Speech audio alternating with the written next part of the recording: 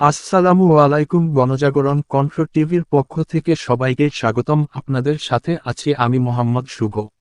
পাকিস্তানের পাঞ্জাবে ভয়াবহ সড়ক দুর্ঘটনায় 11 জন নিহত ও 15 জন গুরুতর আহত। আমার মরণ নসিবে কখন কেউ তো জানে না।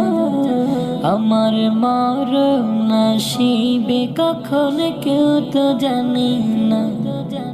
আমি মরে গেলে আমায় তোমরা ভুইলা যাও না। আমি মরে গেলে আমায় তোমরা ভুইলা যাও না। আমার মরণ নসিবে কখন কেউ তো জানে